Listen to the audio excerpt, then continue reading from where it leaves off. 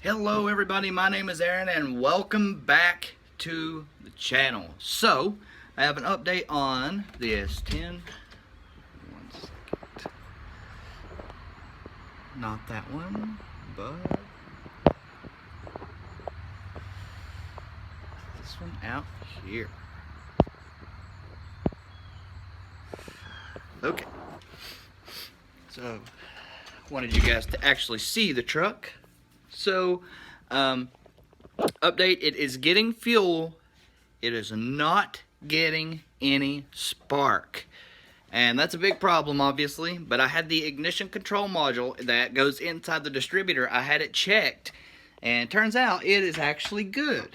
So, what I'm thinking now is it is probably the ignition coil. And I know somebody said to check the valve lash and whatnot on the actual, it's gonna get dark, on the valves and stuff, on the rocker arms, and check the lash. And I did that. Turn some light on in here so we can actually see something. And I did that, and valve lash is correct. It's correct for what it should be. Okay? And like I said, it's getting fuel. It has good, really good compression. Brand new everything except for that pickup coil. I have never replaced it, so I believe that's what's bad. It's the only thing that it could be.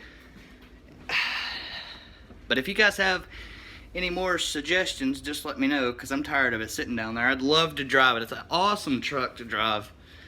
But this is just a little quick update video for you guys. So, if you guys have any more suggestions, let me know down in the comments. Don't forget to subscribe. We'll get this thing fired up, take it on its first test drive, and then, who knows, we might pull the motor out of it and put a big block in it.